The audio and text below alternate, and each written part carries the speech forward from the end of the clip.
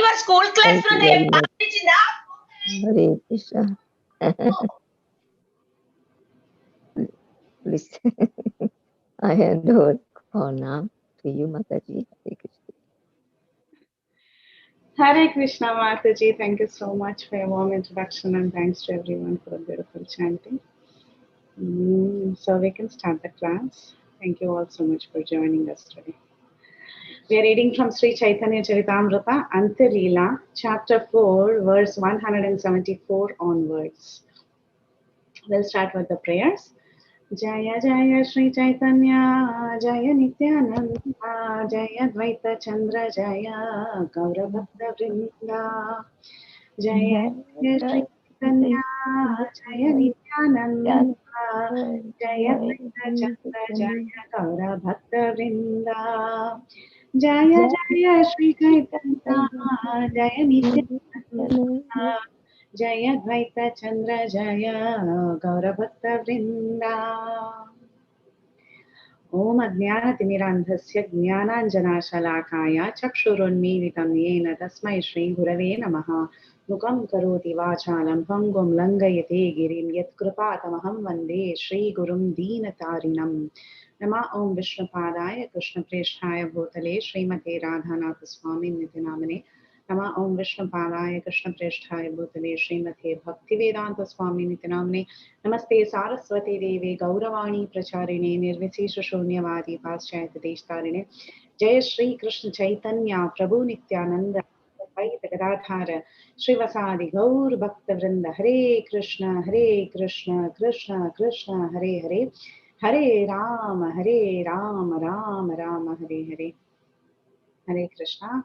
So we are reading from Sri Caitanya Charitamrita, Antya Lila, and we are in chapter 4. And chapter 4 is titled Sanatana Goswami visits Lord Chaitanya at Jagannath Puri. And today we have to actually cover from verse 174 onwards, and we will be covering a bunch of verses to finish that section. But before we start off with verse number 174, let's kind of connect the current verses to the previous verses. So we'll just see a very, very quick background of what has happened so far. I'll make it really quick. Okay. So we saw that Sanatan Goswami, he decided to come to Jagannath Puri to meet the Lord. And however, when he came to Jagannath Puri, he came through the Jharikand forest. So when he came through the Jharikand forest, he ended up drinking a lot of contaminated water, because of which he developed a lot of itching sores. That were very spreading all over his body, and it was oozing pus, and it was not a very good condition. So Sanatan Goswami, he decided to give up his body, thinking that his body is useless in devotional service. But then Lord Chaitanya, who's the super soul in everyone's heart, he understood this plan of Sanatan Goswami, and he called Sanatan Goswami and he disapproved this plan of Srila Sanatan Goswami to give up his body. And he told him that you cannot give up your body because I have some plans for you, and I want you to engage this body in many, many things which you have to carry out in Sri Vrindavan Dham. So then Sanatan Goswami was very, very surprised, and he was very elated listening to these words of Sriman Mahaprabhu, and he was feeling very thankful. Then Haridas Thakur, Sanatan Goswami, and others, they were recounting their good fortune, especially Haridas Thakur and Sanatan Goswami. They were discussing with each other about how merciful Lord Chaitanya Mahaprabhu is, and how they have been the beneficiary of the mercy of Sriman Mahaprabhu. So that is what they were discussing. And then we also saw that the Bengal devotees had come for the Jagannath Rath Yatra. They observed the Dol Yatra ceremony, and they also gave their abundant mercy on Sanatan Goswami. Chaitanya Mahaprabhu told everyone to come forward and bless Sanatan Goswami, and Sanatan Goswami received all their mercy and blessings according to their different age groups. So that also we have seen in detail. Then once Chaitanya Mahaprabhu wanted to see Sanatan Goswami, so he called for Sanatan Goswami. That time, what did Sanatan Goswami do? Instead of taking the easier route, which is going through the temple road, he took the longer route by going through the hot sandy beach. So because it was summer and it was so hot, all his the soles of his feet were all burnt, and he was having these boils, and Chaitanya Mahaprabhu felt really, really bad. At the same time, he was appreciating the mood of Sanatan Goswami, thinking how nice Sanatan Goswami is. He wants to observe all the etiquette perfectly. So again, Sanatan Goswami was praised by Srila Sanatan Goswami. Now, at Sanatan Goswami, he actually expressed his feelings to Chaitanya Mahaprabhu, and he told Chaitanya Mahaprabhu that even Jagadananda Pandit had advised him to leave for Vrindavan immediately because of his condition. At that time, Lord Chaitanya Mahaprabhu felt very bad, and he said, Jagannatha Pandit doesn't have the right to give you advice. He's still a young boy. He shouldn't be transgressing the etiquette of giving you advice. So at that time, Sanatan Goswami was actually relishing the mood of Sri Chaitanya Mahaprabhu and Jagadananda Pandit. And he told Mahaprabhu, oh, you are so merciful to Jagadananda Pandit that you're considering Jagadananda Pandit to be yourself. That's why you're taking the liberty to chastise him. But with me, you're having such a formal relationship. You're always glorifying me all the time. So it appears that you're extremely merciful to Jagadananda Pandit because you're considering him as your own, whereas I'm a little bit of an outsider. So when he said that, Lord Chaitanya Mahaprabhu was, he didn't, he was shocked, he was taken aback, and he told, no, that is not my mood. It's not that I see differences between you and Jagadananda Pandit. For me, both of you are very, very intimate, and I consider both of you extremely important. So that is when now we have these verses where Lord Chaitanya is actually trying to appease Sanatan Goswami, and he says a few things. So what are the things that Lord Chaitanya Mahaprabhu tells Sanatan Goswami? First thing he says, don't ever think that Jaga is more dear to me than you. Okay. The reason I chastised his mood is because I cannot tolerate this transgression of etiquette. He's a young boy and you're an advanced devotee. So I don't want him to, take you for granted and say such things. So that was the first thing. That was the first reason why I chastised him. It's not that I'm seeing differences. Second thing is that I am praising you, not because you're an outsider or, I am having this formality with you and I feel more close to Jagadananda Pandit. So I take him for granted and I chastise him. But for you, I just keep you as separate. I keep you away. So therefore, I am praising you. It's not like that. In loving dealings, when people have multiple loving relationships with different devotees, the way they deal with different devotees is kind of different from one person to the other. Different kinds of love awaken according to the nature of relationships.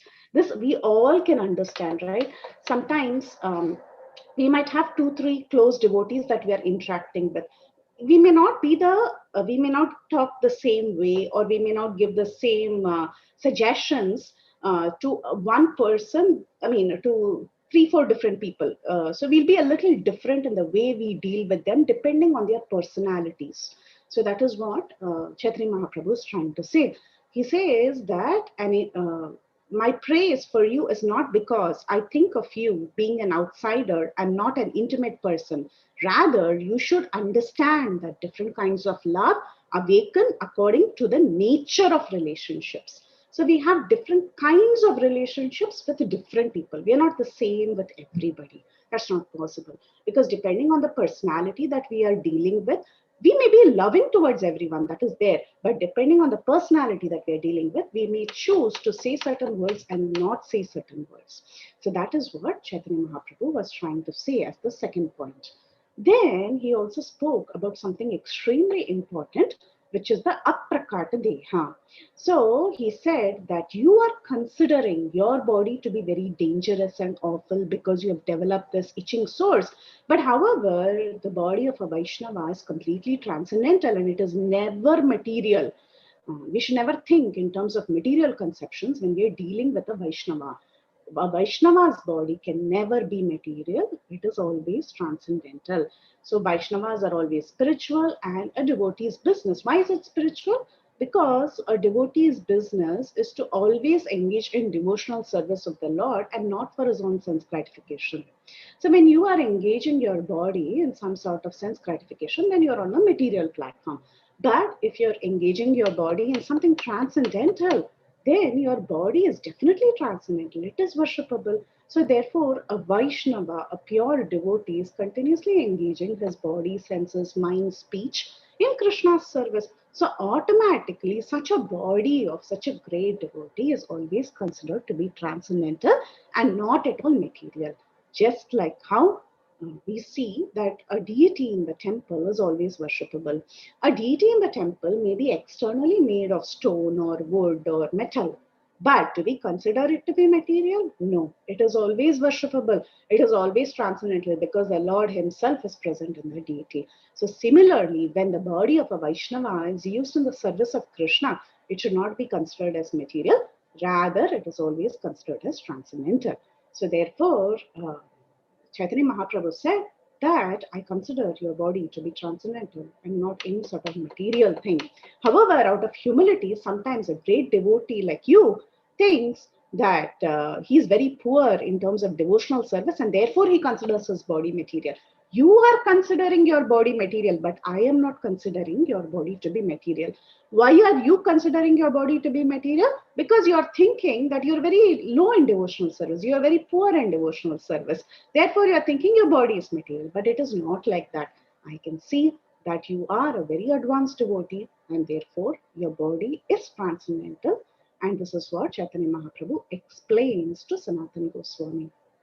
And this is also supported by a verse from the Padma Purana, this concept of understanding that an acharya's body is always transcendental and the deity in the temple should be seen as transcendental. There is a very beautiful verse from the Padma Purana, which Prabhupada is oftentimes quoted, and we'll just look at that verse and the translation of that. It is a very important verse for us to know because these statements are directly from the scriptures. It's not some sort of mental concoction. Let's look at the verse.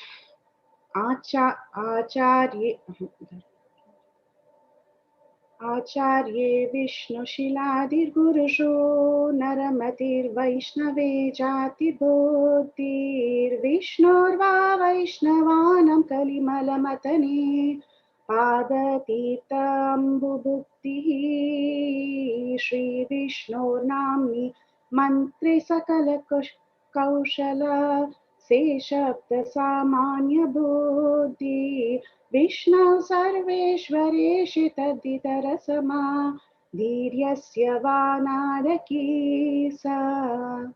This is Padma Purana. The translation is, one who thinks the deity in the temple to be made of stone or wood, or who thinks of the spiritual master in the disciplic succession as an ordinary man, who thinks the Vaishnava and the Achyuta Gotra to belong to a certain caste or creed, or who thinks of the Charnamrit or Ganges water as ordinary water, is to be taken as a resident of hell.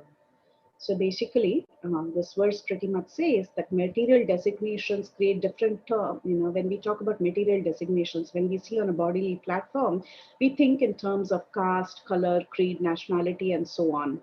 And different gotras, family designations, distinctions in terms of one's material body, how one is born, all these are all on a material platform. But when one takes to Krishna consciousness, he immediately comes under the platform, under the umbrella of Achyuta Gotra or descendants of the Supreme Personality of Godhead.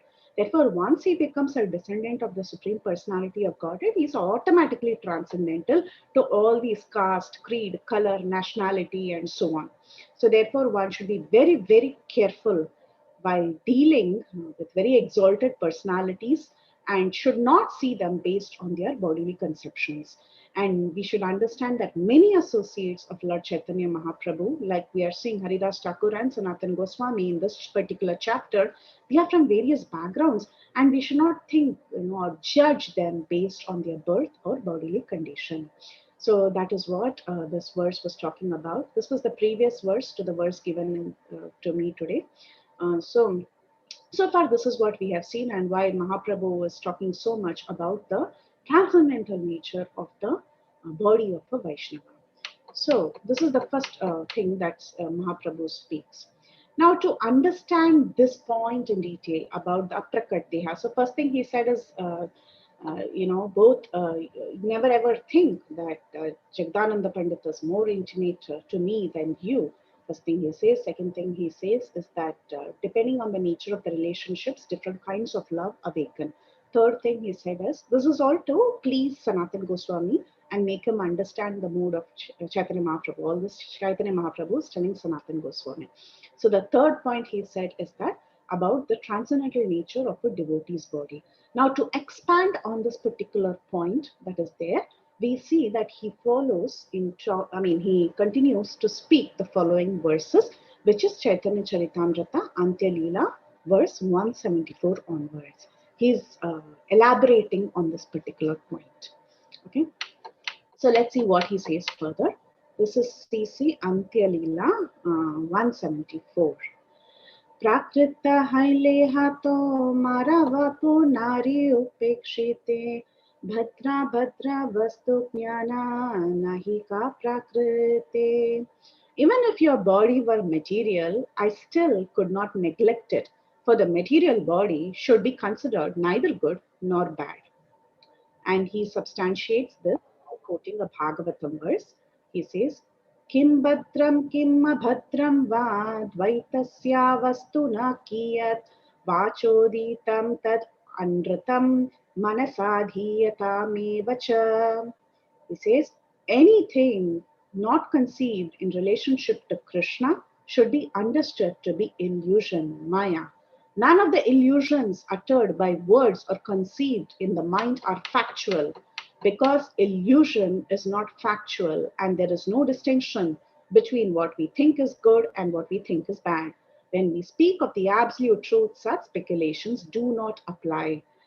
So he is basically substantiating what he just said with a Bhagavatam verse. This is Srimad Bhagavatam 11:28-4.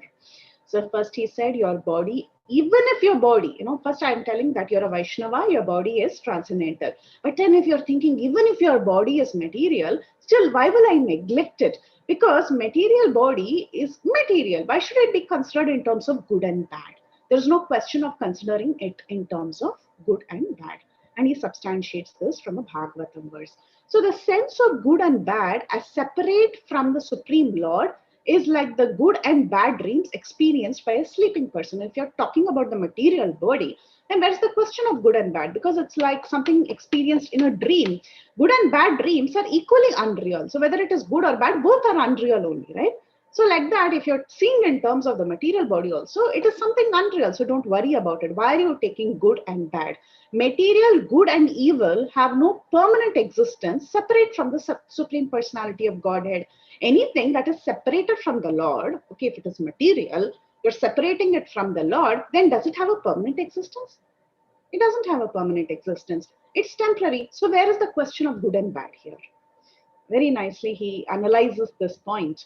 And this, he's speaking from a point of actually manaha dharma. Manaha dharma means from the point of mental speculation.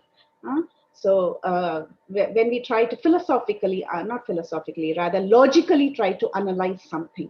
So he's saying, okay, even if you think your body is not trans, I'm saying you're a Vaishnava, your body is transcendental. But if you think that your body is just material, then why do you give so much importance to us? Where's the question of good and bad and something that is unreal? That is what Mahaprabhu says. Now in the next verse, he says 176, Dvaiteya bhadra bhadrajnana sabha mano dharma e bhala e manda e sabha brahma. In the material world, conceptions of good and bad are all mental speculations, manaha dharma. They're all mental speculations. Therefore, saying this is good and this is bad is all a mistake. It is brahma. Brahma means to make a mistake. So to be an illusion, to make a mistake. So one who has perfect vision sees everything in relation to Krishna and not the body. Because Krishna is the supreme absolute truth and he is ever existing and he has so many different kinds of energies. But when one is absorbed in the illusory energy of Krishna and cannot understand Krishna, he cannot ascertain what is good for him and what is bad for him. So these conceptions of good and bad, they are all imaginations. They're all imaginations. They're all from mental speculations, all manadharma. They're all mental speculations. So when one forgets that he is an eternal servant of Krishna and he wants to enjoy this material world through different plans, at that time he distinguishes between material plans that are good and those that are bad. Actually, however, everything is false. So, first point, Mahaprabhu said, you are transcendental, your body is transcendental. Second thing, he said, even if you think you're material, it is just an illusion because there's no question of good and bad in something that is material. Then he spoke about samadrishti. Actually, he first quotes some Bhagavad Gita verses and then he elaborates on the point of samadrishti. So the first verse he quotes is a very famous verse from Bhagavad Gita 5:18. Everyone knows this verse, Vidyavinaya Sampanne. Vidyavinaya Sampanne Brahmane Gavi Hastini Shuni Chaiva Shvapake Cha Pandita Samadarshinaha. The humble sages, by virtue of true knowledge, see with equal vision a learned and gentle Brahmana, a cow, an elephant, a dog, and a dog eater. Bhagavad Gita 5:18. So now he comes to the point of, you said, I'm saying transcendental, you are saying material. Material is just an illusion. But then how do we generally see everyone's body? How should a learned person visualize everyone? For that, first he quotes the verse from Bhagavad Gita that we saw, Vidyavinaya Sampanne. So a Krishna conscious person, he does not make any distinction between species or castes. Okay, be it a human being or an animal, whatever species or whatever caste one may belong to, a truly learned person doesn't see any differences between these. So a Brahmana and the outcast, they may be different from the point of social view, okay, social status and all that. When you see it from the point of social status, you may think that a dog or a cow or an elephant may be different from the point of view of species also. But these differences are only based on bodily platform and they are meaningless for a transcendentalist because of their relationship with the Supreme Personality of Godhead. How does a transcendentalist see all this? A transcendentalist see that the Paramatma is present in everyone's heart.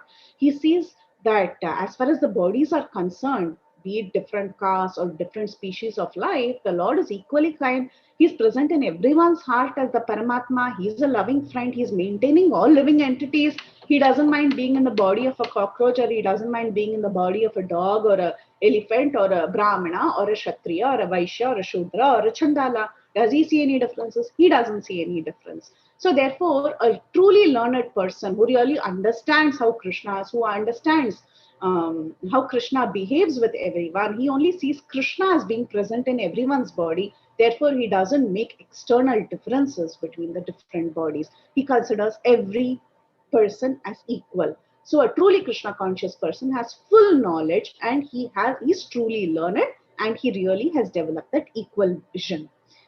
So he understands that the soul is always transcendental and the super soul is always present in everyone's body and he makes no distinctions.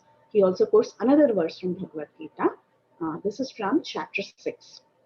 He says, Jnana Vijnana Triptatma Kutasto Vijitendriyaha Yukta Iti Uchyate Yogi Sama Loshtrashma Kanchanaha. A person is said to be established in self-realization, is called as a yogi when he is fully satisfied by virtue of acquired knowledge and realization. Such a person is situated in the transcendence and is self-controlled. He sees everything, whether be it pebbles, stones, or gold, as the same. So again, this is samadrishti. He's seeing things as in equal vision. So he doesn't make distinctions. Oh, this is a gold chain. It's so worshipable. But whereas I see this as plastic, this is a pebble, then this is useless. A truly learned person doesn't see things in different visions. So now, Sriman Mahaprabhu, after speaking about Manah Dharma, mental speculations, he speaks about the Sannyasa Dharma of seeing everything in Samadrishti because he himself is a sannyasi. So he's a transcendentalist, he's a sannyasi. According to the Sannyasa Dharma, he should not make any distinctions. So you see how Mahaprabhu builds up his case so beautifully. He says, I'm a sannyasi. That is where he comes to verse number 179. He says, Amita sannyasi amar samadrishti dharma chandana pankete amar jnana hayasama. Since I am in the renounced order, my duty is to make no distinctions and be equipoised. My knowledge must be equally disposed towards sandalwood pulp and dirty mud. So you see the sandalwood pulp has a brownish color and texture. So does dirty mud have. But still there is a difference. We all know that sandalwood pulp is very fragrant and you use it by worshipping the deities. But do you use dirty mud? No. There is a difference, yes. But then as a sannyasi, he should not think that this sandalwood pulp is good for me, so let me apply it on my body and enjoy. Whereas dirty mud is just something dirty, so I cannot put it on my body. So a sannyasi wouldn't make distinctions in terms of sense enjoyment, okay? Because it is he should not see. The samadrishti should be there so that he doesn't utilize these things for sense enjoyment. So therefore, a sannyasi wouldn't differentiate between mud and sandalwood pulp. So Mahaprabhu tells Srila Sanatan Goswami, because I'm a sannyasi, I cannot reject you anyway. I spoke about mental speculation. I told you your body is transcendental. Now think about it. I'm a sannyasi and I cannot reject you in any way because I should have samadrishti. And if I hated you because of any sort of condition, I would just be deviating from my dharma, which is very dangerous to me. So it is the duty of a sannyasi, a person in the renounced order, to always be equipoised, and he should be a true Vaishnava, a learned person. So he should not have anything, he should not consider anything materially important, because this anything, if he sees in terms of bodily conception, then he is looking at it from a materialistic point of view. So therefore I cannot reject your body, even if you think it's material. How am I to reject your body? How am I to reject you? Because a sannyasi has to accept whatever is favorable for advancement in Krishna consciousness. A Vaishnava should be indifferent to material enjoyment and renunciation, and should always hanker for spiritual life, rendering service to the Lord. So that should be my mood. Whatever is useful in Krishna's service, I should be using it. This is very similar to the principle of Yukta Vairagya that is explained by Srila Rupa Goswami in the Bhakti Rasamrita Sindhu. So whether it is not about the object itself, right? Whether it is, this is good, this is low class, this is high class. It is not about the object itself. It is about seeing it in relationship with Krishna. If something can be used in the service of Krishna, why reject it? So that is what Mahaprabhu is saying. We all know this verse, Anasaktasya Vishayan Yathartam Upayunjitah Nirbandha Krishna Sambandhe Yuktam Vairagyam iti uchyate. So we all know the principle of Yukta Vairagya. Rupa Goswami says that as long as we are in this material world, we have to act. We cannot cease acting. Therefore, if actions are performed and the fruits are given to Krishna, then this is called as Yukta Vairagya. Actually situated in renunciation, such activities clear the mirror of the mind, and as the actor gradually makes progress in spiritual realization, he becomes completely surrendered to the Supreme Personality of Godhead. So the more we start using things in the service of Krishna, we spiritualize them and we also advance in the service of Krishna. So like this, Chaitanya Mahaprabhu, he spoke from different points of view to convince Sanatana Goswami. Very, very beautiful conversation. And who was hearing to this conversation? Of course, Haridas Thakur was right there, and he was listening to this wonderful conversation of Sanatana Goswami and Mahaprabhu. And he said, my dear Lord, whatever you have spoken, you're just speaking out of formality. You're just trying to convince us. You're speaking out of formality, but I don't accept what you're saying. He says, Amasaba adhamiye kariyacha angika dina dayalu guna tomar tahare prachar. Oh my Lord, we are fallen, but you have accepted us due to your attribute of being merciful to the fallen. You are Dina Dayal. That's why you have accepted us. You're giving all this logic and reasoning and everything. But the truth is that you're accepting us because we are very fallen, and you are the most merciful to the fallen. Therefore, you have accepted us. And this is well known all around the world. Everyone knows about Lord Chaitanya Mahaprabhu and his merciful nature. Of course, he is the most munificent incarnation. He's the most merciful. And that is his nature. That is his way of acting. Just like how the mother's nature is to give love. So it is not, you can't expect a mother to be a very evil person, the mother of a child, to be a very evil person towards her child. It is natural to show love. So that is what you're doing. You're the most munificent incarnation and you're Dina Dayal, and that's what you're exhibiting here. So Lord Chaitanya and Lord Nityananda Prabhu, they are the most merciful and munificent manifestations of the Supreme Personality of Godhead. And they are so merciful that they appear in this age of Kali to deliver the most sinful persons. The most sinful of the sinful persons, they offer the highest spiritual perfection. And what is that highest spiritual perfection? They give pure love of God. Who comes to give pure love of God? Prema Bhakti. That too to the most fallen. That only Lord Chaitanya Mahaprabhu and Lord Nityananda Prabhu can do. They come, they give us the sublime chanting process, which is so simple in this age of Kali, by which you can attain perfection. They give us this, they open this treasure house of love of God, which is so rarely attained. See, we have so many scriptures, we have so many incarnations of the Lord that come from time to time. They teach us so many things. They teach us dharma, artha, kama, and many of them teach us moksha dharma also. They teach us how to get liberated. They talk about sayujya, they talk about sarupya, samipya, sarupya, sashti, everything. How many of them open this treasure house of love of God and give prema bhakti, which is the Panchama Purushartha? Very rare. Chaitanya Mahaprabhu has come. It's inconceivable. It's so inconceivable. He comes and he mercifully, he not only comes in the form of the holy names, he gives us love of God. He is also present in so many deity forms all around the world. In so many ISKCON temples, we have so many deities of Lord Chaitanya and Lord Nityananda and Radha Krishna, Jagannath Baldev, Subhadra, Giri Govardhan. I mean, it's so wonderful that they are present in these deity forms also to give us their mercy.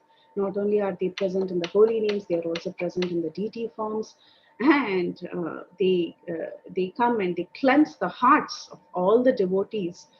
In this fallen age of Kali, they give us the Srimad Bhagavatam, that is pure nectar. So, what more do we need? So, they are the most merciful, and they have initiated the spiritual movement. Actually, Bhakti Purushottam Maharaj, he was giving one class, and it was very funny because his whole class was about this point that Lord Chaitanya and Lord Nityananda, they are the most merciful, and they have come to give this greatest treasure of love of God. And he was talking about Jagamadai and how he has been so merciful to everybody. And then he said, even the most fallen have received the mercy of Lord Chaitanya. But there is one qualification. And then he asked the audience, so what is that one qualification to receive the mercy of Lord Chaitanya? And everyone said, to be the most fallen is the topmost qualification required. He said it's actually not that you become more and more fallen so that you can receive the mercy of Lord Chaitanya. The qualification is to understand and accept that you are the most fallen. That is the qualification that is needed to access this mercy of Lord Chaitanya. You see in the story of Sanatana Goswami, in this conversation of Sanatana Goswami and Chaitanya Mahaprabhu, in the conversation of Haridas Thakur and Chaitanya Mahaprabhu, what is their qualification? Their qualification is not that they are the most fallen. Who said they are the most fallen? They are the most advanced. But their qualification is that they feel genuinely that they are the most fallen. So therefore, that is the real qualification. You should understand and realize that you are the most fallen, and that is when you can access the mercy of Lord Chaitanya. How is that? It's like a simple analogy can be given. When you're extremely hungry and a person hands out a plate of prasadam to you, how appreciative will you be of that prasadam? You will think this is the tastiest food I've ever eaten, and you'll feel so grateful to that devotee for giving that plate of prasadam. Why? Because you feel that you do not have it, and when you have it, you really appreciate the goodness in it. But when you think that you have everything and you're not even hungry, and someone hands a plate of prasadam, you can't appreciate the food. You cannot. There's no hunger, there's no appreciation, there's nothing, there's no gratitude.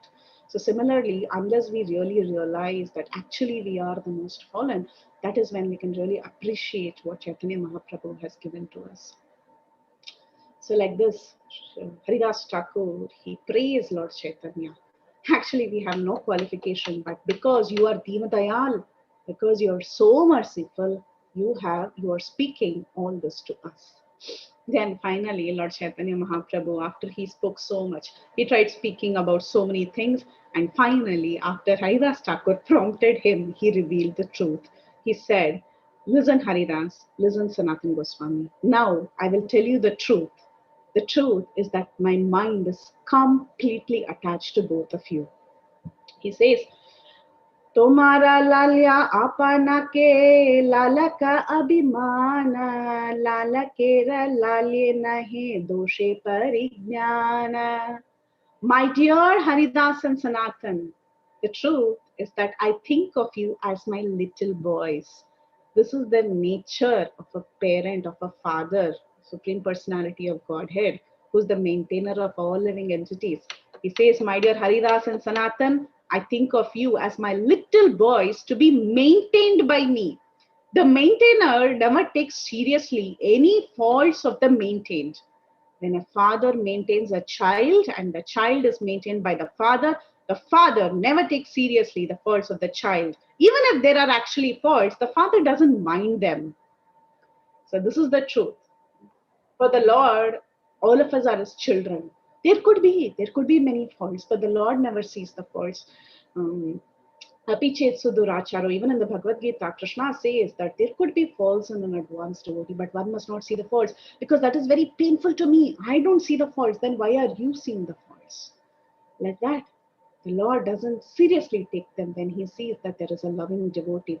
Just like how when there is a child in the womb of the mother, the child will kick the mother, right? So when the child is kicking the mother, do you think the mother gets angry? How dare this child kicks me? This mother feels so much happiness. Oh, my child is kicking me in the womb. Actually, this statement was made by Brahma during the Brahma Vimohan Lila. When he was offering prayers, he made the statement. He said, the mother doesn't take seriously the kick of the child in the womb. Similarly, forgive my offense. Like that, he asks Krishna to forgive his offense during the Brahma Vimohan Lila. So the Lord doesn't take all this seriously because the Lord loves the devotee. For the Lord, devotee is everything. Just like how for the devotee, the Lord is everything. Similarly, for the Lord, the devotee becomes everything. As he says in the Bhagavatam, very famous words from the Ambarish Charitra, 9.468 of the Bhagavatam, he says, Sadhvo hridayam makhyam sadhunam hridayam tvaham mad anyat te na janati naham tebhyo managapi. So very famous verse, those set of verses that the Lord speaks about the greatness of his devotees when Durvasa offended Ambarish Maharaj. They are very famous verses where the Lord reveals his heart. He says, the devotees are in my heart and I'm always in the hearts of the devotees. The devotees do not know anything beyond me and I also cannot forget the devotee. This is a very intimate relationship between me and the pure devotees. Pure devotees and full knowledge are never out of spiritual touch and therefore they are very much dear to me. 9.468. This is exactly what Chaitanya Mahaprabhu was telling. So he says, I always think of myself as deserving no respect, but because of affection, I always consider you to be my little children. When a child passes stool and urine that touch the body of the mother never hates the child. On the contrary, she takes so much pleasure in cleansing them. So this is what Chaitanya Mahaprabhu told Sanatana Goswami and Haridas Thakur. So at that time, Haridas Thakur said, my dear sir, you are the Supreme Personality of Godhead. Therefore, you are very merciful to us. That is your nature. And nobody can understand what is there in your deep, affectionate heart. Who are you? You even embraced Vasudev, the leper Vasudev, whose body was fully infected by worms. You're so kind that in spite of his condition, you went and you embraced him. So where is the surprise for me to see that you're embracing the body of Srila Sanatan Goswami? By embracing the leper Vasudev, you made his body to become as beautiful as Cupid. So you're always merciful and we cannot understand your causeless mercy. So the story of the leper Vasudev is described in the pages of Sri Caitanya Caritamra in great detail. Vasudev was a leper, and when Mahaprabhu was going on South India yatra to meet this Kurma Brahmana, that was the devotee that he meets during the initial part of his yatra. And when the Mahaprabhu was in this Kurma Vipra's house, at that time, this leper Vasudev, he's also a Vipra actually. He's a Brahmana, but he goes in search of Sri Chaitanya Mahaprabhu to get the darshan of Sri Chaitanya Mahaprabhu. And he was so disappointed when he heard the news that Mahaprabhu had left the Kurma Brahmana's house and he had proceeded further. And he was so aggrieved that he couldn't get the darshan of Chaitanya Mahaprabhu that he fainted in that separation. And the Lord was so affectionate to his devotees. The thoughts of his devotees are always in the heart of the Lord, as he just mentioned in this verse. We see that how the Lord always thinks of his devotee. So when he heard, when he felt, he could understand that this leper Vasudeva had fainted in separation from Lord Chaitanya Mahaprabhu. Though Chaitanya Mahaprabhu had traveled a great distance, he came back all the way just to give his darshan to this leper Vasudeva. And the leper Vasudev, he just saw that the Lord had come for his sake. Mahaprabhu went to him and he embraced him with all his love. And when he embraced this leprosy, this leper Vasudev, the leprosy that he had got immediately cured. Immediately it was cured, and his body was transformed into such a beautiful, young, youthful body because of the Lord's embrace. So this Vasudev leper, he was such an incredible personality, such an incredible personality. It is described that in the open source of his body, it would be the home of so many worms. They were feeding off the pus and blood that was oozing off from his body. And he was such a sweet person that even if a little worm would fall off, he would pick it up and put it back in his body, thinking that who am I to deprive these worms of their food? So this was the mood in which this leper Vasudev was. And Krishna's Kaviraj Goswami, he says in Chaitanya Charitamrita that when Vasudev Vipra was so amazed to see the limitless mercy of the Supreme Lord, he responded with a verse spoken by Sudama Vipra in the Bhagavatam. What is this verse? See, the same verse that was spoken by Vasudeva Vipra when he received the embrace of the Lord. This is the verse that was originally spoken by the friend of Krishna, Sudama, when Sudama went to visit Krishna. When Krishna got up and went and embraced him with so much love, that is when the Sudama Vipra, he spoke a beautiful verse. He said, just see the difference between a miserable sinner like myself and the abode of the goddess of fortune, Sri Krishna. Though I am an unqualified Brahmana, he has embraced me in his arms. So the same verse, this leper Vasudev, he also says when Lord Mahaprabhu actually embraced him. And by the miraculous touch of Mahaprabhu, of course, his body became so beautiful, he became so nice.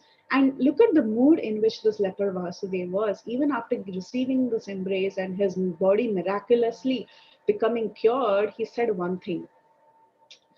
Let me not be celebrated because Lord Chaitanya Mahaprabhu has cured me. I'm so scared now that I will become very proud, saying that Mahaprabhu will gain this name that he's the one who cured this Vasudeva leper. I don't want such a situation where because I've received the embrace of the Lord and the Lord has cured me, I become very, very proud, thinking that I'm great. I'm the recipient of Chaitanya Mahaprabhu's mercy. Let me not develop that pride, because once I develop that pride, I will be completely deprived of the Lord's mercy again. So this was the real mood which Vasudeva Leper uh, exhibited. And in the same mood, actually, Haridas Thakur and Sanatan Goswami, both of them had the same mood. Yes, they are recipients of the Lord's mercy, but that did not make them proud, thinking that, see, I am so fortunate, I am so great that the Lord is celebrated as the one who gave me mercy. So that is in a similar mood. You see these two great personalities speaking to Sri Chaitanya Mahaprabhu. And when this Vasudev leper, he said this, actually at that time the Lord said in Chaitanya Charitamrita, Madhya Lila chapter 7 verses 147, 148, you can refer those verses. He said, you will never become proud if you constantly chant Lord Krishna's name. Deliver the fallen souls by instructing them about Krishna, and Krishna will quickly accept you. So for a sincere person who really thinks, I don't want to become proud because I received some mercy of the Lord, yes, the Lord tells them, don't worry, you constantly chant the names of Krishna with humility, pranadapi samichena. In that mood, you constantly chant the holy names of the Lord and tell people about Krishna, and that will keep you sane and grounded. So very nicely, Vasudev Leper, he received the mercy of Sri Chaitanya Mahaprabhu. So when Haridas Thakur reminded him of Chaitanya Mahaprabhu about what happened with Vasudev, at that time Chaitanya Mahaprabhu said, the body of a devotee is never material. It is always transcendental and full of bliss. So like this, Chaitanya Mahaprabhu was trying to convince both Haridas Thakur and Sanatan Goswami that if a devotee has dedicated his life in the service of Krishna, then his body can never be material because he's always engaging in the service of the Lord and his body is surcharged with transcendental bliss. And Mahaprabhu makes an important statement. He says, this is verse 192, sorry. Diksha kale bhakta kare atma samarpana se kale Krishna tare kare atma sama. At the time of initiation, when a devotee fully surrenders unto the service of the Lord, Lord Krishna accepts him to be as good as himself. So when a devotee's body is transformed into spiritual existence, in that transcendental body, if the devotee is rendering devotional service, then the Lord considers him to be as good as himself. So this is the potency of being initiated and taking up the vows of initiation very seriously and engaging in devotional service. Then the Lord becomes, the Lord always thinks that he is as good as me, so I should give him good protection. This is also confirmed in the Srimad Bhagavatam. The next verse says, the living entity who is subjected to birth and death attains immortality when he gives up all material activities and dedicates his life to the execution of my order and acts according to my directions. In this way, he becomes fit to enjoy the spiritual bliss derived from exchanging loving mellows with me. This is Srimad Bhagavatam 11:29-34. This quotation is directly from Sri Krishna. He tells about the time of initiation when his devotee has surrendered and he has decided to be engaged in my service. Then he becomes automatically, as he's engaging in transcendental devotional service and pure devotional service, he automatically becomes transcendental. So at the time of initiation, a devotee gives up all his material conceptions. So being in touch with the Supreme Personality of Godhead, he becomes situated on the transcendental platform. So once he has attained knowledge on a spiritual platform and he's always engaging in transcendental loving service, then his body becomes spiritualized and he's recognized by Krishna as Krishna's own.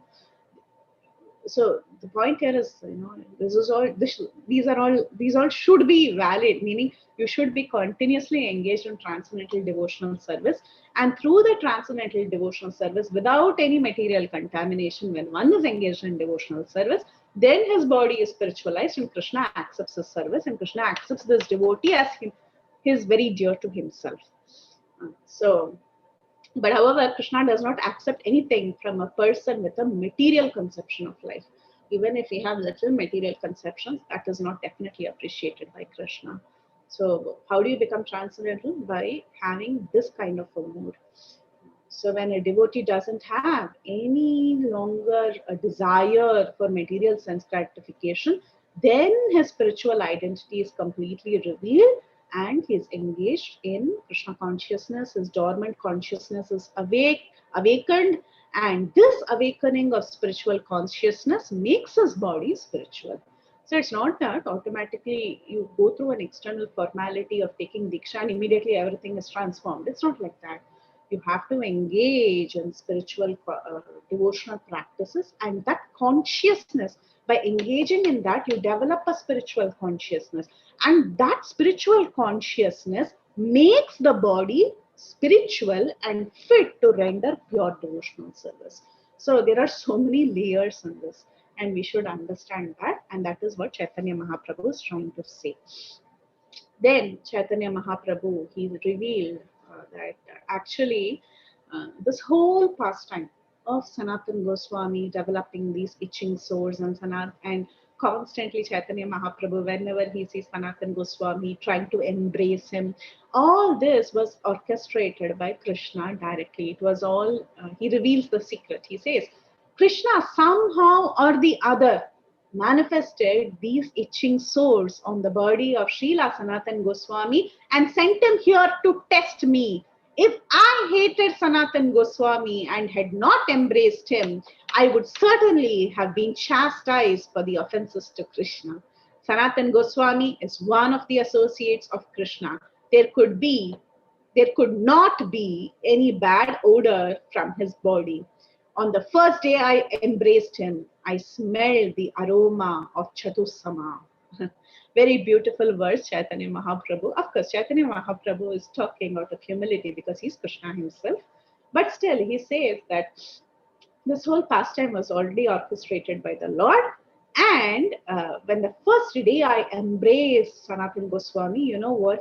I could understand that his whole body was emanating a beautiful fragrance of Chatusama. And so Prabhupada writes a very beautiful purport to this, which I really want to elaborate. He says, an associate of the Lord is one whose body is fully engaged in the service of the Lord. A materialist may see Sanatan Goswami's body full of itching sores and see that there is a foul odor that is coming out from this moisture that is there from these sores. But Sri Chaitanya Mahaprabhu, however, said that actually when he embraced Sanatan Goswami, there was a beautiful aroma that was coming out. And this aroma was like the scent of a mixture of sandalwood pulp, camphor, musk, and guru. So these are all very fragrant items. And in the Garuda Purana, the mixture of Chatusama is described as follows. It says, Kasturikaya dvau bhagau chatvarasyandanasya tu kumkumasya trayaschaikaha shashinasya chatussamam. 2 parts of musk, 4 parts of sandalwood, 3 parts of aguru or saffron, and 1 part of camphor, when mixed together, form Chatusama. The aroma of Chatusama is very pleasing. It is also mentioned in the Hari Bhakti Vilasa. See, you think of these substances individually. Just think of it individually. We use all this in the worship of the Lord. Think of sandalwood. Okay, sandalwood is so fragrant. For those of you who have smelled sandalwood, and then saffron. It has a special effect when it is mixed with certain spices. And then camphor. Camphor has a fragrant smell and a fragrant effect. And you think of aguru pulp. So all of these individually, they have so much fragrance. Now imagine when it is all mixed together, that too in a secret proportion that is revealed in Garuda Puran. You put them together, just imagine the kind of fragrance that it would emanate. For the Lord, the body of a devotee was emanating that sort of a fragrance.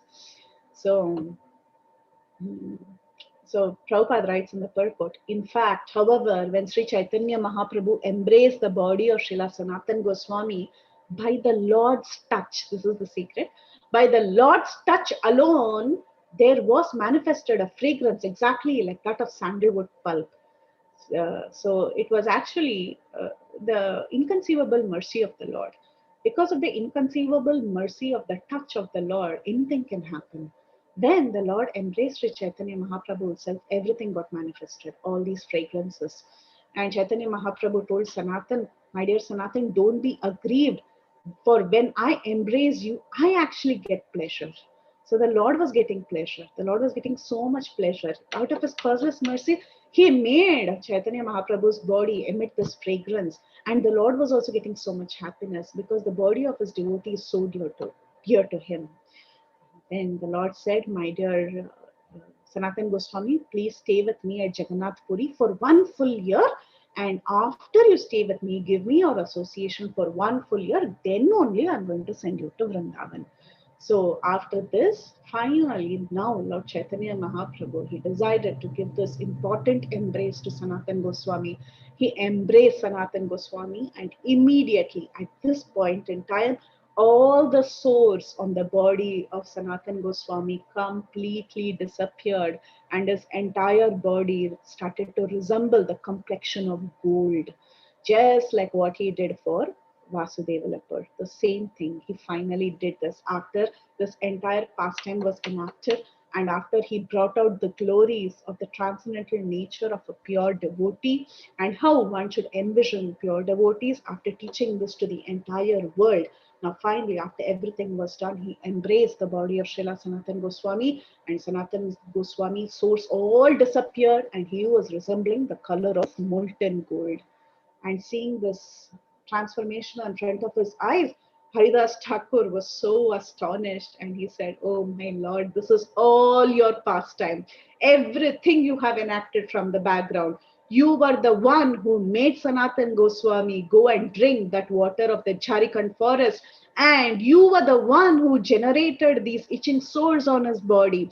And after creating these itching sores, you continued to embrace Sanatan Goswami and examine his body, and then you transformed his body completely. Nobody can understand your transcendental pastimes. You are the most merciful." So, like this, Haridas Thakur, he praised Lord Chaitanya Mahaprabhu. And after all this was enacted and this Sanatan Goswami's body was completely changed, now Lord Chaitanya, he again embraced both Haridas Thakur and Sanatan Goswami, and he departed for his residence. Then Haridas Thakur and Sanatan Goswami, after all this was done, they were discussing among each other, and they were discussing in so much love about the different pastimes of Lord Chaitanya and his transcendental attributes. They were praising Lord Chaitanya in this way. Sanatan Goswami, he stayed under the care of Chaitanya Mahaprabhu for 1 full year, and Sanatan Goswami and Haridas Thakur would often meet, and they would discuss the transcendental qualities of Lord Chaitanya and various pastimes of Lord Chaitanya. So this is what was happening for 1 full year. So then what happened after this? How did he depart for Vrindavan? What were the projects that he had to take care of? That will be discussed in our next session by Kirtita Sundari Mataji. So we'll stop here. And if you have any questions, comments, corrections, please go ahead. Hare Krishna.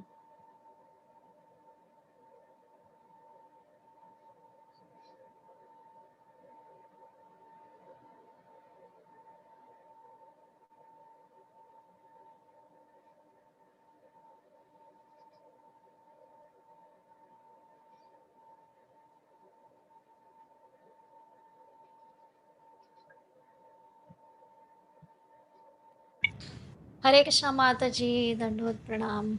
Very, very beautiful class, Mataji, as always. You have, I can see so much expression. That was so good, Mataji. Yeah. Thank you, Shama Gauri Mataji. Thank you for your very sweet encouragement and kind words. Thank you, Mataji. Thank you very So, much, Mataji, Mataji. my question is, yeah, Go Komodaji ahead, Mataji. Mataji, you want to say? No, go ahead, Mataji. Okay. So, yeah, thank you, Mataji. My question is, and Chaitanya Mahaprabhu was saying that I should not means if I don't embrace Sanatan Goswami, Krishna will not be pleased with me. Mm. So how come he can say he is Krishna himself? I was so confused. Yeah, sometimes he likes to. I mean, he is Krishna himself, but he just wants to say that out of his humility and his mood of performing. He considers himself, he's in devotee bhav, right? So he's Channa avatar, he's in the mood of a devotee. So therefore, in the mood of a devotee, he's saying Krishna will not be pleased with me, but he's Krishna himself. So that is the mood that he's covering himself with.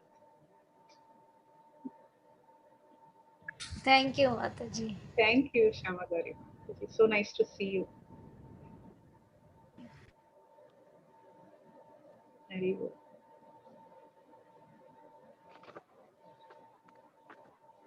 Thank you, Mataji. Very wonderful, very beautiful. I mean, very nectar class. Thank you, Kamariki Mataji. Thank you so much. Anybody has any question? can go ahead. Hare Krishna. Aji, Kaumudiki Mataji, please give me 1 second. Hare Krishna, Vilasini Gopi, Koti Koti Dandavat Pranam, Srila Prabhupada, Srila Gurudev Ki Jai. After hearing the same Lila, we are such a Dapude's last bench student, Vilasini Gopi. Same Lila, we are hearing and hearing. The rasa is coming more and more, more and more. Oh, why complete the class, Mataji? And what is the quality of six Goswami Mataji? They are so rich and they left everything and not staying 3 days in a one tree, Mataji. How humble they are. Sanatan Goswami, Rup Goswami, Gopal Bhatt, Gopal Das. Mataji, thank you तो बहुत छोटा words है, पर give your blessing and give your association regularly that we can focus in our everyday chanting. Mataji, Hari Hari Gauranga, Koti Koti Dandavat Pranam, Srila Prabhupada, Srila Gurudev Ki Jai. Thank you so much, Vrinda Gopika Mataji. And today is also the appearance day of Raghunath Das Goswami, disappearance of Raghunath Das Goswami, Raghunath Bhatta Goswami, Krishnadas Kaviraj Goswami, who is the author of Sri Caitanya Caritamtra. So without them, I mean, we wouldn't be getting any of this nectar. So our obeisances to all of them, and thank you so much for reminding us about the importance of taking our chanting seriously. Thank you much. Thank you, Mataji. Dandavat Pranam.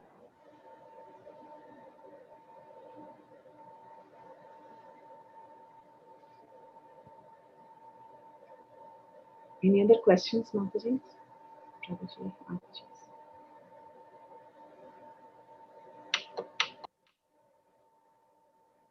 When you're giving class, you're explaining everything so nicely that there's no question. You're very sweet, Mataji. Hare Krishna. Yeah, Hare Krishna. Hare Krishna. Hare Krishna, Mataji. Very beautiful and nectarian class, Mataji. It's so nectarian to hear about Chaitanya Mahaprabhu, how his affection towards Sanatan Goswami and Haridas Thakur, how he is considering them as their little babies. And his mood, he's thinking that Krishna is testing him, that whether he will embrace Sanatan Goswami or not. It's so wonderful to hear, Mataji. Thank you so much. You explained very nicely. Thank you. I have no questions, just wanted to express. Thank you so much. Thank you. So nice. Thank you, Vrinda Mataji.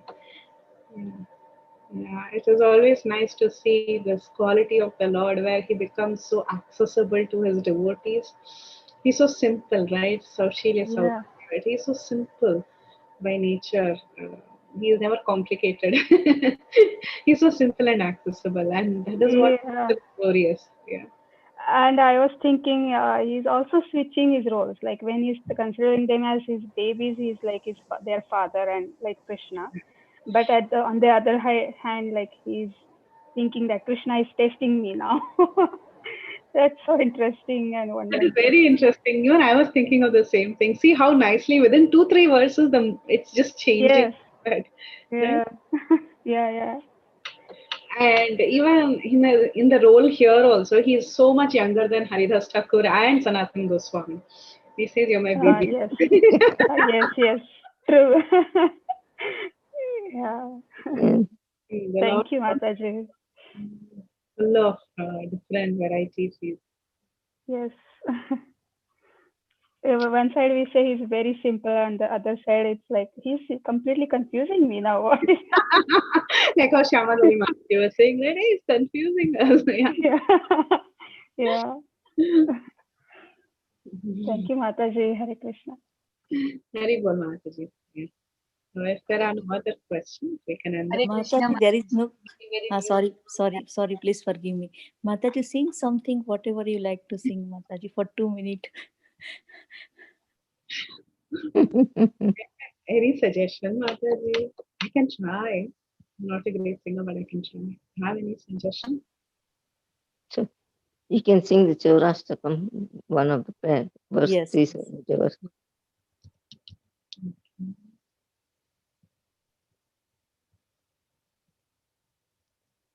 Hare Krishna Mataji. Before you're singing, I just wanted to add, Mataji, very wonderful class, Mataji. Thank you so much. You took the entire flow. It was very nice to understand after all these classes. So this particular pastime is completed here, Mataji. Now, yeah, this section is complete. Tomorrow we finish off the chapter. Mataji will finish the chapter. Yes, Mataji. Now I have a small doubt in my mind, Mataji.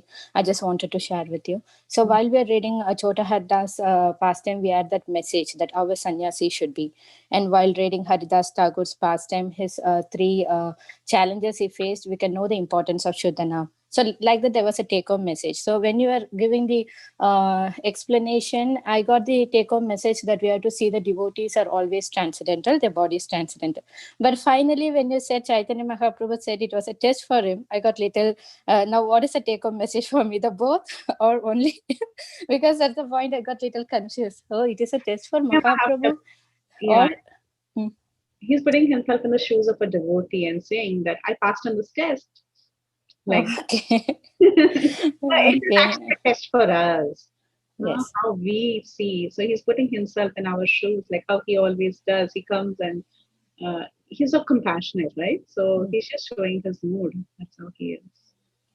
He So, comes so the and essence. give love of God. So he puts himself in the shoe of a devotee and says, "See, I was tested by Krishna and I passed." Like that. It was a better pass.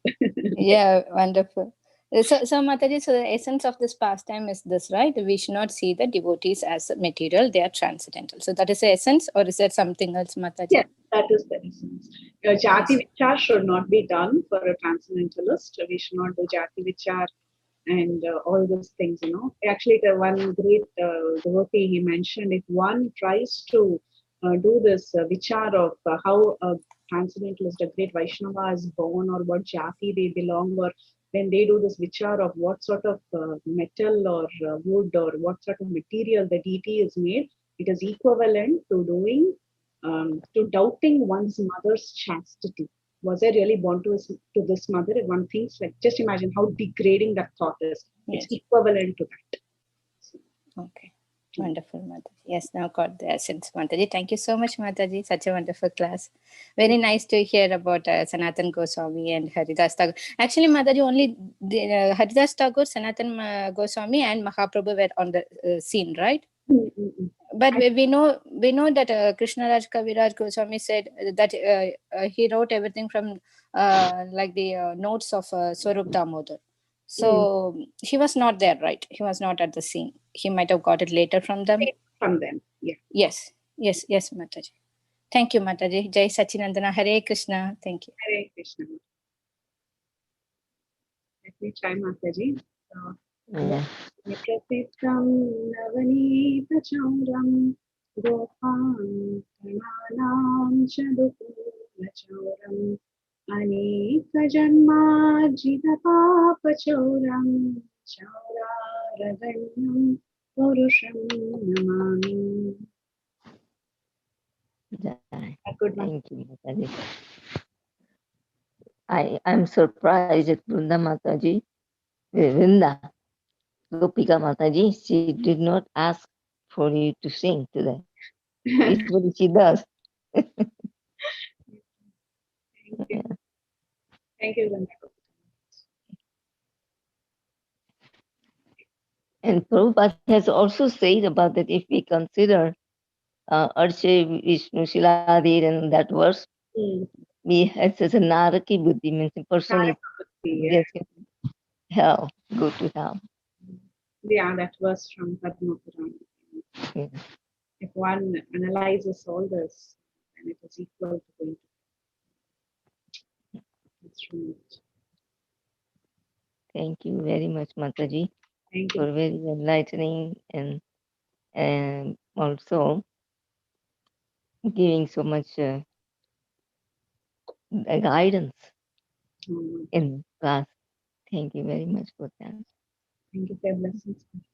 We look forward to your session again and again and again.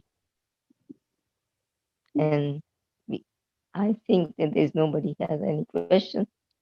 We Yeah. can end the call here. Thank you. Vancha kalpatarupyasya kripa sindhu pyevacha पतितानां पावनेभ्यो वैष्णवेभ्यो नमो नमः। वैष्णवेभ्यो नमः। Devotee Vaishnav Vrinda ki jai. जय जय जय जय प्रभु हरे की जय। कृष्ण माता जी, थैंक यू। श्रील प्रभुपाद